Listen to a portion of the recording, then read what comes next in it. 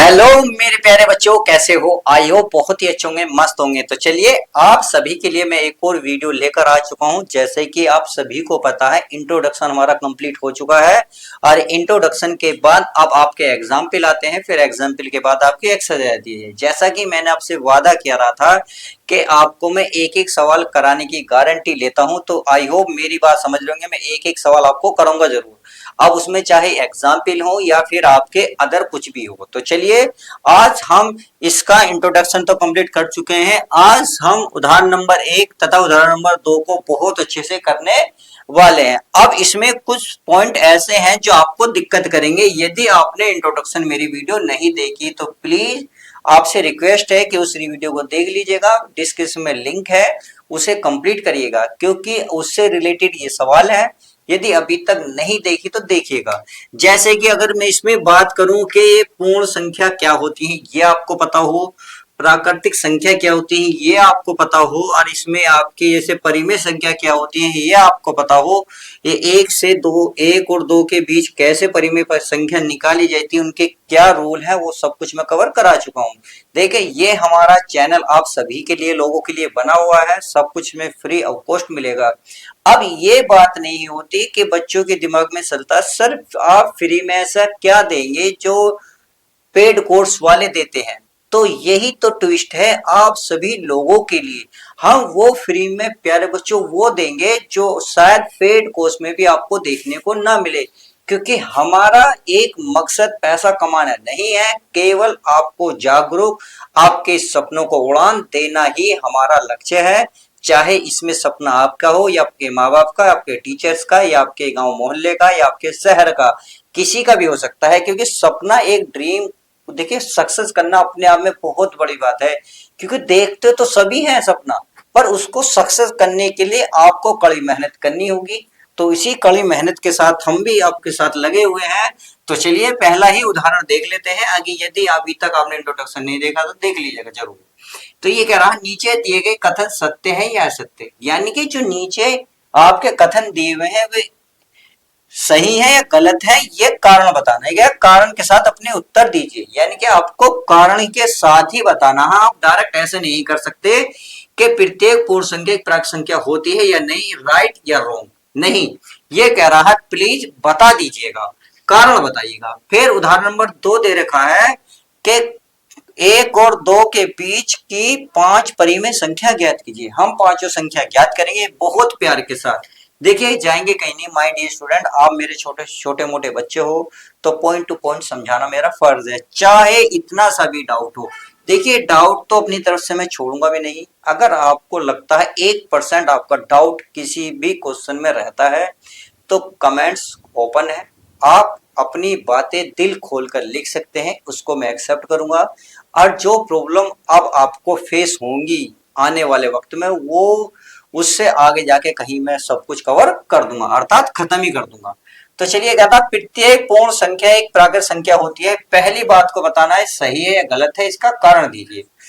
तो पहले तो आपको देखा पूर्ण संख्या पता हो कि पूर्ण संख्या क्या होती है, और दूसरी क्या है प्राकृत संख्या क्या होती है ये पता हो। तो ये जो है हम देख रहे होंगे इसमें, जब तक पूर्ण संख्या नहीं पता चलेगी तो हमें कैसे पता चलेगा कि पूर्ण संख्या प्राकृत संख्या होती है या नहीं। देखिए सबसे पहले मैं आपको बता दूं पूर्ण संख्या होती है। जिसने मेरी इंट्रोडक्शन नहीं देखी मैं उसको बता रहा हूं, जिसने देखी है वो तो उसका रिवीजन हो जाएगा। पूर्ण संख्या माय डियर में ध्यान रखना होगा जो 0 से शुरू होती है, जैसे 0 1 2 3 4 और डॉट डॉट करके इनफाइनाइट तक, सही है, ये होती है पूर्ण संख्याएं। अगर मैं प्राकृतिक संख्या की बात करूं अर्थात नेचुरल नंबर की, तो ये क्या होती है, ये होती है माय डियर 1 2 3 4 5 इस तरीके से इनफाइनाइट। तो आप देख रहे होंगे इसने कहा है प्रत्येक पूर्ण, यानी कि जिसके आगे प्रत्येक लगा हो उससे क्वेश्चन करना है कि क्या ये वो होंगी या नहीं होंगी। अब क्वेश्चन आपका यहां बनता है।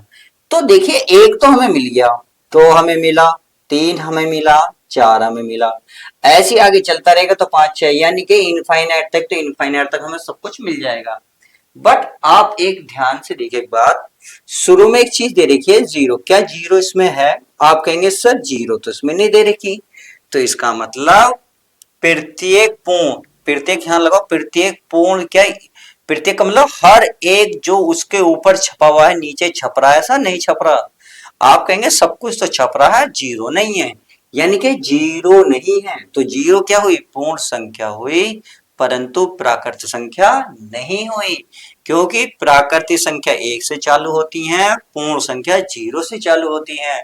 तो एक से आगे की जितनी भी होंगी पूर्ण संख्या होंगी और प्राकृतिक संख्या होंगी, परंतु पूर्ण संख्या में अगर जीरो जीरो आ रही है तो ये हमारी जो है प्राकृत संख्या नहीं है, परंतु ये पूर्ण संख्या है। तो उम्मीद है ये क्वेश्चन अब आपको डिटेल में समझ में आया होगा।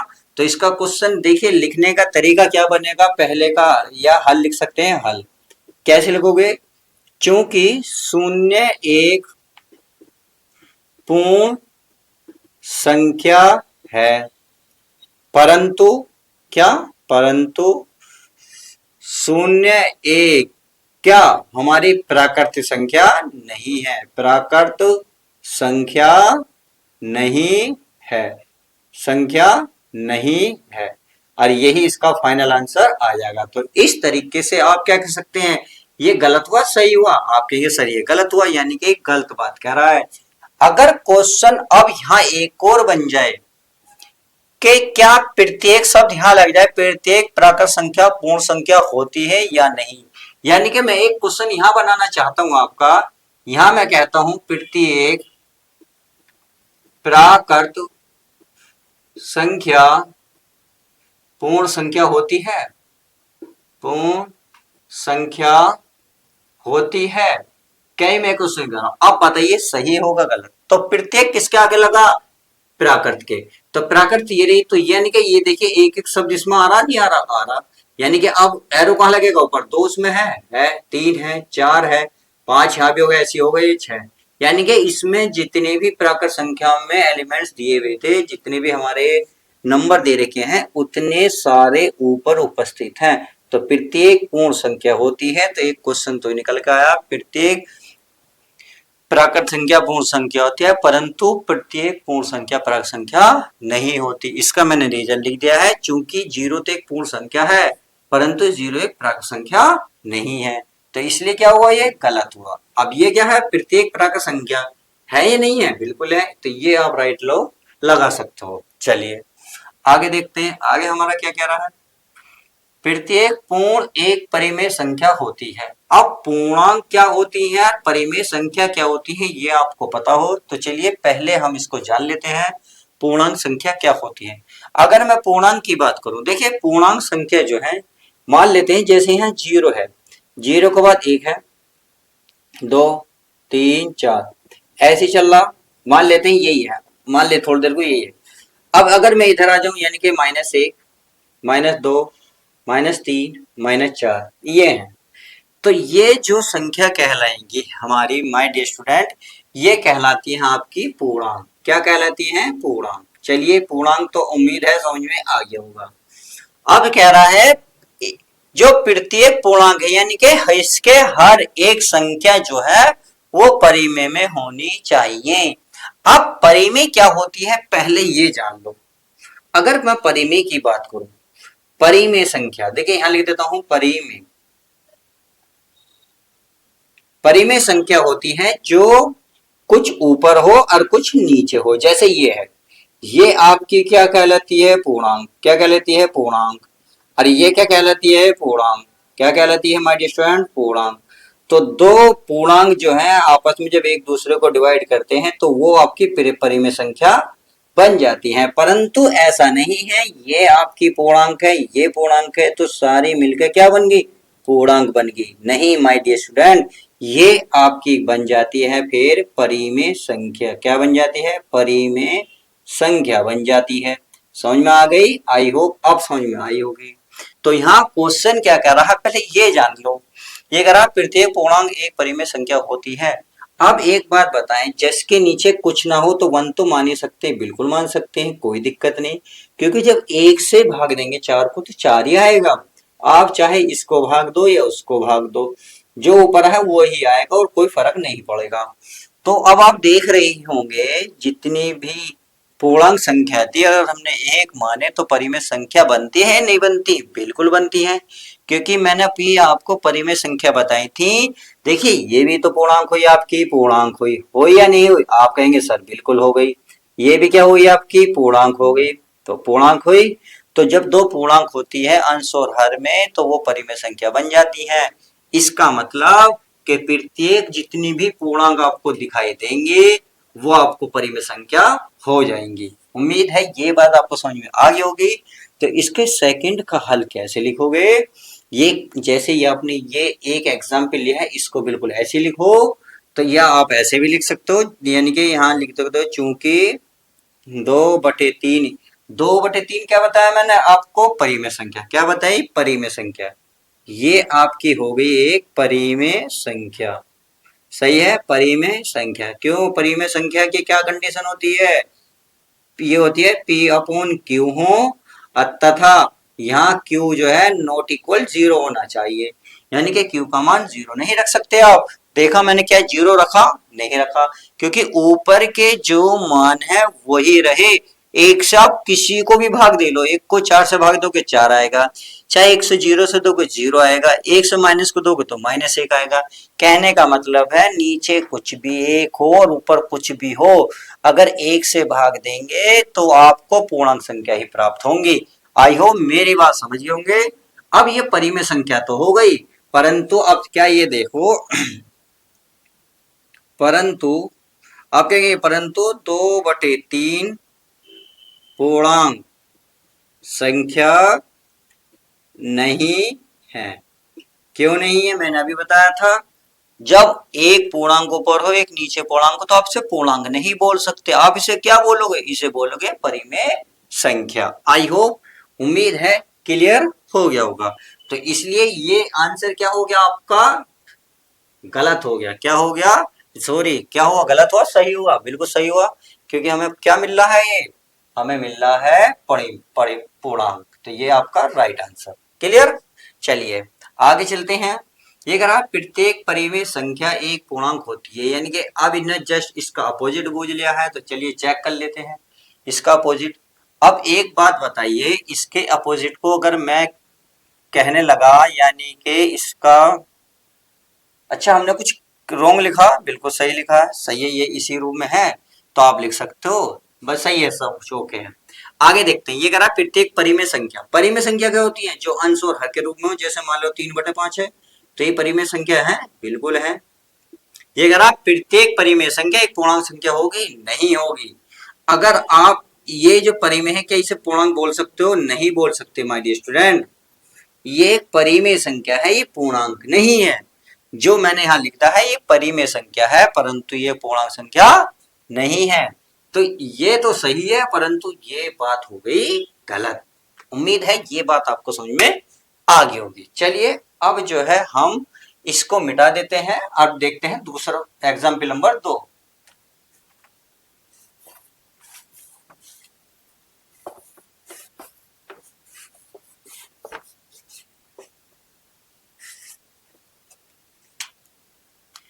अब एग्जाम्पल नंबर 2 क्या कह रहा देख लेते हैं। ये कह रहा 1 और 2 के बीच की 5 परिमेय संख्या ज्ञात कीजिए। देखिए हो सकता है जिसके पास, जैसे UP board, MP board, Bihar, Rajasthan के जितने भी मैथ हैं उसमें देखिए इसके करने के 3-4 रूप हैं, यानी कि तरीके हैं। सबके आंसर क्या होंगे? अलग अलग आएंगे जब आप नई नई विधि से इस सवाल को करेंगे। तो याद रखना एक पॉइंट को, इसके लिए पॉइंट याद रखना होगा आपको, नोट पॉइंट, यानी कि ये कह सकते हैं 2, यानी कि 2 परिमेय संख्याओं के बीच अनंत परिमेय संख्या होती है। अनंत परिमेय संख्या होती है। सही है, अनंत संख्या होती है, यानी कि आप ये नहीं कह सकते कि ये दो संख्या, एक यहाँ लिखी हुई है, एक इसके बीच में 2 है तो इसके बीच में 4 होंगे, 5 होंगे, बहुत सारी अनंत होंगी। जैसे अगर ये लिख रहा है तो ये लिख सकता है 0.0001 लिख सकता हूँ मैं, 002 लिख सकता हूँ, फिर यहाँ लिख सकता हूँ कुछ भी, या 1.0345 कुछ भी लिख सकता हूँ। यानी कि इसके 1 और 2 के बीच में अनंत संख्या होती है, इस बात को ध्यान रखना होगा। अब मैं आपको बिल्कुल आसान तरीके से सवाल को सोल्व कराने की कोशिश करूंगा, क्योंकि इसके तरीके बहुत हैं, कोई कभी होगा कोई कैसा होगा, तो ध्यान रखना माय स्टूडेंट। हो सकता है किसी की बुक में जब आप आंसर शीट मिलाओ तो आंसर ना मिले, तो ध्यान रखना है, मिस्टेक बिल्कुल भी नहीं है, बिल्कुल सही है, सवाल करने का तरीका भी सही होगा, बस आपको मेरे ऊपर विश्वास रखना होगा। चलिए, करने का तरीका क्या है, देखिए जब भी कहे 1 और 2 के बीच 5 परिमेय, यानी कि यहाँ 5 कहो, 6 कहो, 7 कहो, जितनी भी यहाँ संख्या बोलेगा तो हमें क्या करना है, हमें जितनी भी यहाँ बोलेगा उसमें हमेशा एक ऐड कर देना है। क्या करना है, एक ऐड कर देना। जितना कितना बोला है 5, 5 में आप एक ऐड करोगे कितना बन गया 6। तो जितना ये आएगा, जो संख्या इन्होंने बोली है उसमें उसके अंश और हर में उतने की गुणा कर देंगे। बस सिंपल सा है। जैसे यहाँ एक है तो एक का अंश ऊपर होगा तो इसके नीचे एक मान लो, कोई दिक्कत नहीं। तो 6 की ऊपर गुणा कर लो, 6 की नीचे कर लो, कोई दिक्कत बिल्कुल नहीं। तो ये होगा 6 कम 6, और ये हो गया हमारा 6 कम 6, ये हो गया। अगर मैं एक और संख्या लूं जो हमने 2 ले रखी, इसके नीचे मान लो, कोई दिक्कत नहीं। कितनी है 6, तो 6 की इसमें गुणा करो, 6 की इसमें करो, तो ये हो गया 6 दूनी 12, ये हो गया 6 कम 6। तो हमने देखा इसका जो हर है वो एक समान हो गया। तो पहला रूल तो यही कहता है, जब भी कोई संख्या दे रखी हो तो उसका हर आप एक जैसा कर लो, सही है। उसके बाद वो आसानी से ज्ञात किया जा सकता है। तो आपको लिखना है, अतः एक तथा 2 के बीच 5 परिमेय संख्या, परिमेय संख्या, परिमेय संख्या बताई थी जो ऊपर नीचे लिखी हुई है, ऊपर नीचे है। तो देखिए जो यहाँ लिखा हुआ है उससे आगे बढ़ेंगे। जैसे यहाँ 6 है, 6 से आगे क्या आता है 7, तो आप लिखेंगे 7, नीचे का ऐसे लिखते जाएंगे 7/6। 7 से आगे क्या आता है 8, तो 8/6। 8 से आगे क्या आता है, 8 से आगे कहेंगे सर अब 9 आता है, 9/6। फिर आएगा 10/6, 11/6। कितने हो गए गिनो, 1 2 3 4 5। तो इसने यही बोला था कि 1 और 2 के बीच 5 परिमेय संख्या ज्ञात कीजिए, और यही इसका फाइनल आंसर आ जाएगा। ये आपको दिखाना होगा, ये करा, ये भी आपको दिखाना होगा, ये भी आपको दिखाना होगा, ये भी। तब आपको लिखना, अतः 1 तथा 2 के बीच 5 परिमेय संख्या 7/6, 8/6, 9/6, 10/6, 11/6। तो आप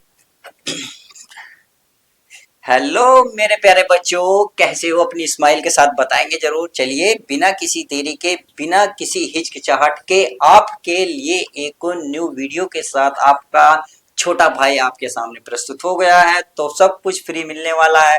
फ्री का मतलब ये नहीं है कि आपके दिमाग में चल रहा सर जो पैसे वाले देते हैं क्या तुम भी वही दोगे। अरे भाई, आपके चलने वाले दिमाग का सॉल्यूशन को मैं जवाब दे दूं, जो पेड कोर्स में जो टीचर्स देते हैं ना, हम फ्री में उससे कहीं ज्यादा देंगे। अब फ्री का मतलब ये नहीं है, बहुत सारे बच्चों के दिमाग में चलता है कि फ्री में आप क्या देंगे। हम फ्री में देखिए वो कुछ देंगे, वो चीज देंगे जो शायद आपने सोचा नहीं होगा। ये सोच डिपेंड करती है आप जब हमारे चैनल पे टिकोगे तो शुरू से लेकर लास्ट तक वीडियो देख लेना, और वीडियो पसंद आए तो लाइक और शेयर करना मत भूलना। तो चलिए बिना अपने शब्दों को बाण इल्झाते हुए, यानी कि बाणों में इल्झाते हुए शब्दों को रोकता हूं और आपके साथ सवालों के साथ चलते हैं। तो आपके साथ अगर मैं पहले सवाल के साथ चलूं तो ये क्या कह रहा है, बड़े प्यार से समझेंगे इस क्वेश्चन को। ये बोल रहा है 3/5 और 4/5 के बीच 5 परिमेय संख्या ज्ञात कीजिए। तो चलिए, मैंने अभी पिछली वीडियो में, पिछली जो 2 वीडियो थी, यदि अभी तक नहीं देखी तो प्लीज इंट्रोडक्शन में कंप्लीट बताई जानकारी तथा एग्जाम्पल जो मैंने कराए अर्थात उदाहरण नंबर 1 और 2 वो, तथा सवाल नंबर 1 और 2 भी बहुत डिटेल, बहुत गहराई से बताए हैं। अभी तक नहीं देखा, प्लेलिस्ट में देख लीजिएगा, नहीं तो डिस्क्रिप्शन में लिंक है प्लेलिस्ट का भी और वीडियो का भी कंप्लीट देख लीजिएगा। इसमें क्या कह रहा है के बीच 5 परिमेय संख्या, तो 5 परिमेय संख्या कैसे ज्ञात करते हैं देखिए। अगर मैं 5 परिमेय संख्या की बात करूं, यहाँ जितनी भी संख्या देगा उसमें आप एक ऐड करेंगे। कितनी दे रखी है माय स्टूडेंट क्वेश्चन नंबर 3 के लिए, इसने दे रखा 5, 5 में आप एक ऐड करोगे कितना आएगा 6 आएगा। कितना आएगा माय स्टूडेंट 6 आएगा। क्लियर है? चलिए ये बात क्लियर है तो हम क्या करेंगे आगे करते हैं। यानी कि जो भी संख्या हमें देगा, जैसे 3/5 दी है तो 3/5 में जो ये 6 है, आप देखिए चाहो तो जब आप नोट्स बना रहे हो तो ये ब्लू पेन से करके ये आप ब्लैक से लिख देना 6 × 6। इससे थोड़ा सा पता रहेगा कि आपने करा क्या। तो 6×3 = 18 बटे 6×5 कितने हो गए 30। सही है।